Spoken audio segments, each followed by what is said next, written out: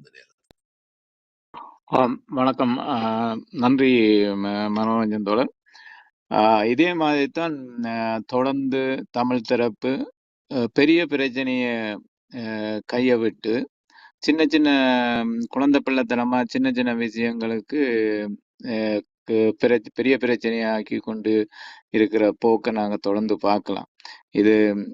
இதே மாதிரி இந்திய அரசாங்கத்தினுடைய தலையீடும் அது கொண்டு வரப்பட்ட மாநிலசபை சூழல்லையும் அதே மாதிரியான சூழல் இருந்தது என்பதும் அதுக்கு பிற்பாடு நடந்து கொண்ட நிலவரங்களையும் வச்சு பார்க்க முடியும்.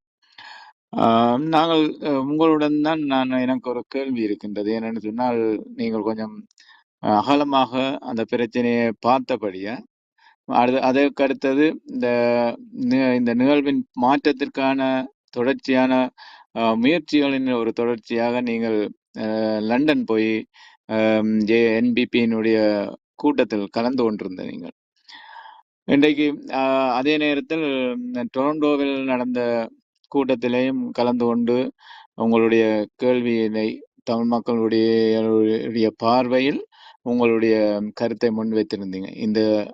இந்த மாற்றம், இந்த ரெண்டு கூட்டத்துக்குமான வேறுபாடு அல்லது இதில் நீங்கள் முன்னோக்கி பார்க்கக்கூடிய விடயங்கள் என்ன தென்பட்ட என்பதை கொஞ்சம் சொல்ல முடியுமா மனோரஞ்சன்?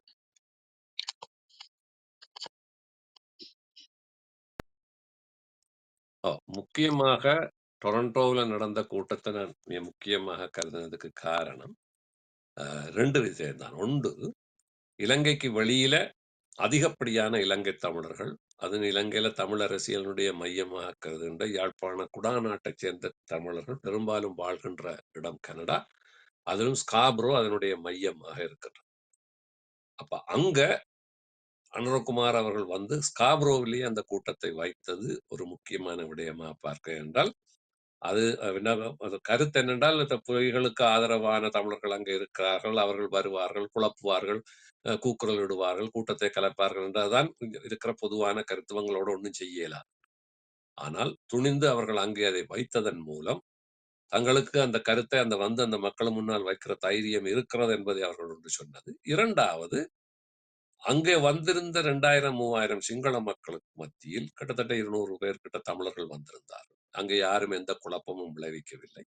நிதானமாக அவர்கள் கேட்டுக்கொண்டிருந்தார்கள். தங்களுடைய திறனுக்கு அடிப்படையிலே தொழில்நுட்ப வசதி கூடாக அவர்கள் மொழிபெயர்ப்புகளையும் வழங்கியிருந்தார்கள். அந்த விஷயத்தில் அனுரா அவர்களிடம் தமிழற்ற பிரச்சனைக்கு என்ன தீர்வு தருவீர் என்றதெல்லாம் நான் கேட்கறதை விட, உங்களோட கூட்டங்களுக்கு எல்லாம் இன்றைக்கு உங்களை ஒரு மாற்று சக்தியாக எண்ணி வருகின்ற மக்களுடைய அடிப்படையான இதய துடிப்பு உங்களுக்கு கேட்கிறதா என்றாதான் நான் கேட்ட கேள்வி. நான் அவர்கிட்ட வேறொரு கேள்வியும் வைக்கல. உங்களால் அதை புரிஞ்சு கொள்ள முடியுது, எங்களோட உணர்வை உங்களால புரிஞ்சு கொள்ள முடியுது. அதை புரியாட்டி போறோம் அங்கால தீர்வு. இந்த டெக்னிக்கல் கேள்விகள் எல்லாம் இல்லை. முதல் ஒரு அரசியல் தலைவன் என்பவன், கட்சி என்பவன், மக்கள் என்று சொல்லுகிறவர்கள், உழைக்கும் மக்களுடைய வர்க்கத்துக்காக வழி செய்கிறன்றவன், உங்களுக்கும் உங்களோட கூட்டத்துக்கு வருகின்ற அந்த மக்களுடைய உணர்வு உங்களுக்கு புரிகிறதா என்றால் தான் அங்கால போகலாம். அடுத்தது, நான் ஒரு தமிழனாக உணர்றதுல என்ன ஒரு பெரிய குற்றம், அல்ல முஸ்லீம் என்று உணர்றது குற்றமா என்று சில அடிப்படையான சில ஒரு என்ன சொல்றது, இத உணர்ச்சியே இல்லை என்பதை விட ஆழ்மன உணர்வை தட்டுப்பதற்கான கேள்விகளை தான் அதுல வச்சது.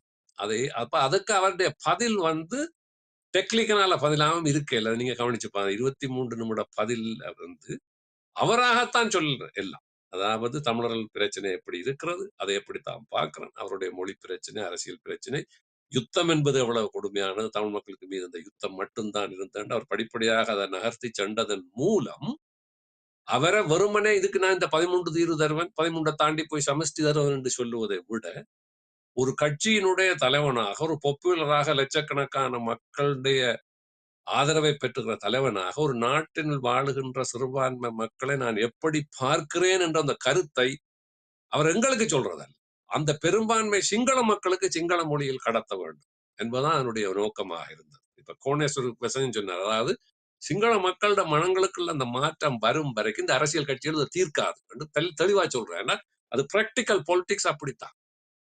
இன்றைக்கு வலதுசாரிகள் திருப்பி மேற்கத்திய நாடுகள்ல என்னத்தை வச்சு வர்றாங்கன்னா, இந்த இமிகிரன்ஸுக்கு எதிரான உணர்வு. இமிகிரன்ஸுக்கு எதிரான உணர்வை ஊட்டி வளர்த்து இன்றைக்கு வலதுசாரிகள் திருப்பி மேற்கத்திய நாடுகளிலே அதிகாரத்துக்கு வராங்க. ஏனென்றால் அந்த சென்டிமெண்ட் தான் அவங்களுக்கு ஓட்டாக மாற்றப்படுகிறது. அது உலக பொது விதி. ஆனா நாங்க இருக்கிற வளர்ச்சி அடைந்த நாடுகள்ல சட்டங்கள் கொஞ்சம் கடுமையாக இருக்கிறபடியினால அந்த சட்டங்களை பாதுகாக்கும் என்ற நம்பிக்கையில நாங்க இங்க இருக்கிறோம். அந்த சட்டங்களை நீக்கி விட்டால் இந்த நாடுகள்ல இலங்கையை விட மோசமான இனவாத கலவரங்களும் நிறவாதங்களும் மோசமான இமிகிரன்ஸ் இங்க குடியேறிய மக்களுக்கான கலவரங்களும் இங்கே நடக்கிறதுக்கு வாய்ப்பு இருக்கு. நாளைக்கு இன்றைக்கு சட்டத்தை எடுத்து விட்டா நாளைக்கு தெரியும் என்ன நடக்கும். ஆகவே எங்களுடைய நாட்டுல அந்த மக்களுடைய மனமாற்றம், அந்த மனமாற்றத்தின் அடிப்படையில செயல்படுகின்ற அரசியல் கட்சிகளின் தலைவர்களையும் கொண்டு வந்தால்தான் நாங்க ஆக குறைஞ்சது பெரும்பான்மை சிங்கள மக்களுக்குள்ள போய் குந்தி பேசலாம் எங்கட பிரச்சனை என்ன. அப்ப அதுதான் எங்களுடைய முயற்சியினுடைய அடிப்படையாக இருந்தது. அப்ப அது கனடாவிலே அவரால் அதை செய்யப்பட்டதுக்கு பிறகு இப்ப V2 for Change என்ற ஒரு அமைப்பு வந்ததுடைய காரணமே அவர் சொன்னதனுடைய குறிப்பு. இந்த ஆவணத்தை மேலே உள்ளவர்கள் நீங்க கிளிக் பண்ணி பாத்தீங்கன்னா தெரியும். அதுல அனுரா சொன்னதையே சொல்லி போட்டுதான் நாங்க சொல்றோம். நீர் சொன்னதுதான் நாங்க சொல்ல. நீராக இந்த கூட்டத்துல இவ்வளவு மக்களுக்கு முன்னால சொன்னதை வைத்துக்கொண்டு நாங்க உங்ககிட்ட சில கோரிக்கையை வைக்கிறோம். அடிப்படையான சில கோரிக்கைகளை வச்சிருக்கோம். வச்சிருக்கு. அப்ப இதை இன்னொரு தளத்துக்கு கொண்டு போக வேண்டும் என்பது இந்த V2 for Change என்ற அமைப்பினுடைய முயற்சியாக இருக்கிறது. அதனுடைய அவர்கள் ஊக்கமாக செயல்படுத்தினார்கள். நாங்கள் கனடால கொண்டு போய் வைக்கல, நாங்கள் இந்த கிளப் ஹவுஸ்ல 1000 பூக்கள் நம்மொழி போன்றதுக்குள்ள கதைச்ச பல தோழர்களோட கலந்து ஆலோசிச்சு தான் ஒரு சிறு குறிப்பை நான் அங்கே கொண்டு போய் வைத்தேன். அது தனியாக என்னுடைய கருத்து அல்ல, பல தோழர்களோடு பேசி அது ஒரு குறிப்பாக அங்கே கொண்டு வைத்து அதனுடைய தாக்கத்தின் வெளிப்பாடு தான் V2 for Change என்ற அமைப்பு உருவாகினதும் ஒரு காத்திரமான ஒரு ஆவணத்தை எடுத்து நாங்கள் பொது வழியில மக்கள்கிட்ட கையொப்பத்துக்கு போட்டதுக்கு பிறகு அந்த தோழர்கள் V2 அமைப்பு தோழர்கள் தான் எனக்குரிய விமான டிக்கெட் செலவுக்கான பயணத்துக்கான செலவுகளையும் கூட ஒழுங்கு பண்ணி தந்து இதை நேரடியாக கொண்டு போய் இங்கே வந்து பொது வழியிலே வைத்தது போல் அங்கே அந்த பொதுமக்களுக்கு உள்ளே நின்று இந்த ஆவணத்தை அவருடைய கையிலே நீங்கள் ஒப்படைக்க வேண்டும் என்ற கோரிக்கை முன்வைக்கப்பட்டது. இங்கிலாந்து நாங்கள் தெரிந்தெடுத்ததற்கு காரணம் என்றால் இதுதான் அவருடைய அநேகமா வெளிநாட்டு பயணத்துல கடைசியாக இருக்கலாம் என்று நாங்கள் ஊகிச்சோம். என்றால் தேர்தல் வரப்போகிறோம். ஒன்று. இரண்டாவது, இலங்கை நாட்டு அரசியலின் இன்றைய சீரழிஞ்ச தலைவிதியை உருவாக்கிய பிதாமகர்கள் அந்த நாட்டுக்காரர்கள். பிரித்தானியாவினுடைய பிரித்தாளும் கொள்கையினுடைய அடிப்படையில தான் இந்த உலக நாடுகள்ல பல்வேறு நாடுகள்ல அகவயமான சிவில் யுத்தங்களும் இன முரண்பாடுகளும் இனவெட்டு கொத்துகளுக்கும் அத்திவாரம் விட்டு போனவர்கள் அவர்கள் தான். என்றால் அதுதான் அவர்களுடைய மெயினான மெத்தடாலஜியாக இருந்திருக்கிறது.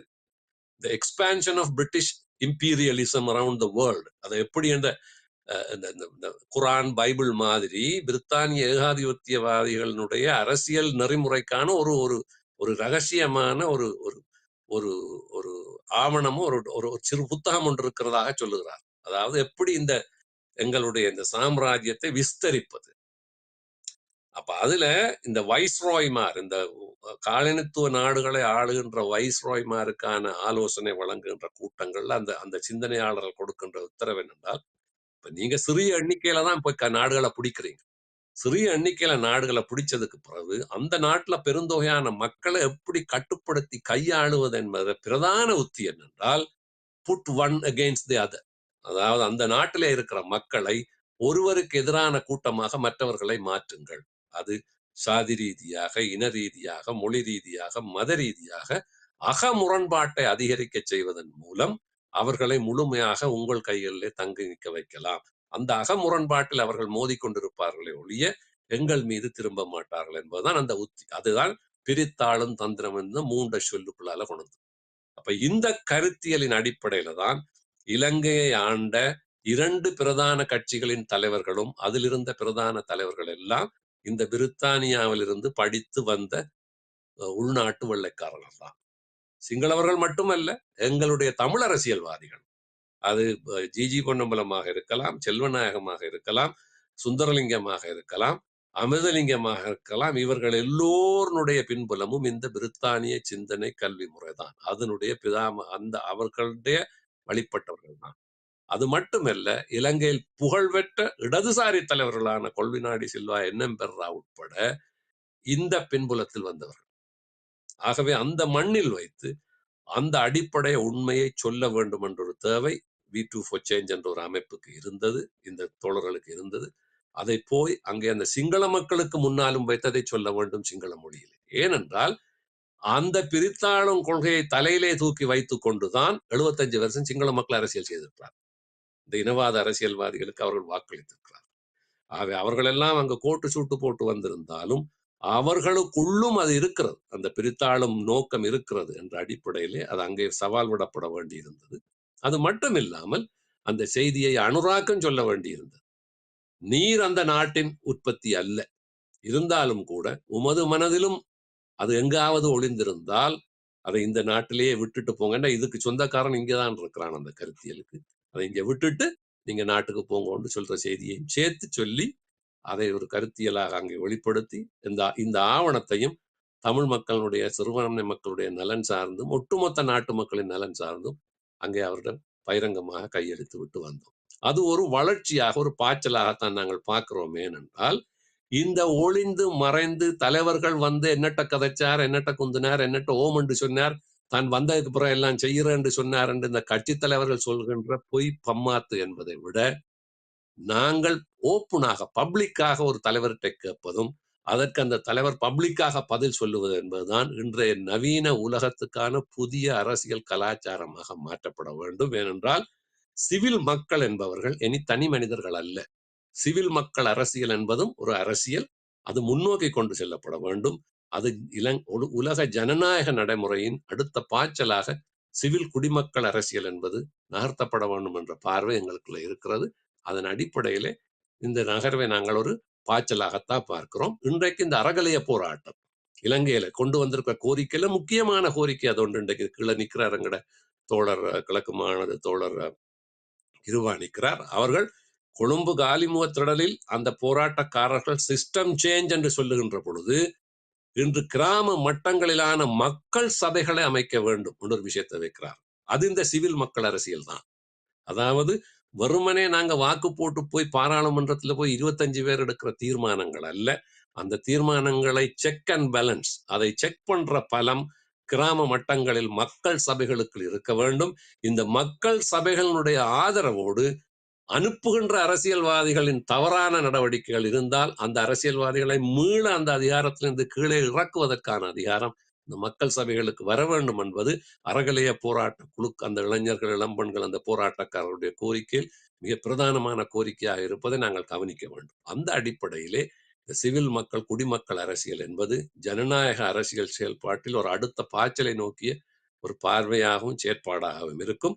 அது இலங்கையிலும் பரீட்சித்து பார்க்கப்பட வேண்டும் என்பதுதான் என்னுடைய பார்வை. நான் நினைக்கிறேன் நீங்க கேட்ட கேள்விக்கு நான் பதில் சொல்லிட்டேன். நன்றி.